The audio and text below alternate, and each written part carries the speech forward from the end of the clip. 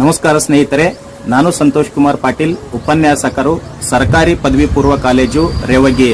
ನಮ್ಮ ಸರ್ಕಾರಿ ಪದವಿ ಪೂರ್ವ ಕಾಲೇಜು ರೇವಗಿಯಲ್ಲಿ 2026-27ನೇ ಸಾಲಿನ ಪ್ರಥಮ ವರ್ಷದ ಪಿಯುಸಿಯ ಪ್ರವೇಶ ಪ್ರಾರಂಭವಾಗಿದ್ದು, ಯಾವ ವಿದ್ಯಾರ್ಥಿನಿಯರು 10 ವಿದ್ಯಾರ್ಥಿನಿಯರು ಯಾರು ಮೊದಲು ಬಂದು ನಮ್ಮ ಕಾಲೇಜಿನಲ್ಲಿ ಕಲಾ ವಿಭಾಗದಲ್ಲಿ ಪ್ರವೇಶವನ್ನ ಪಡೆದುಕೊಂಡಿರುತ್ತಾರೋ ಅಂತ ವಿದ್ಯಾರ್ಥಿನಿಯರಿಗೆ 10 ವಿದ್ಯಾರ್ಥಿನಿಯರಿಗೆ ನಾನು ವೈಯಕ್ತಿಕವಾಗಿ ಅವರ ಶುಲ್ಕವನ್ನ ಭರಿಸುತ್ತೇನೆ ಅಂತೇಳಿ ಈ ಮೂಲಕ ತಿಳಿಸುತ್ತಿದ್ದೇನೆ.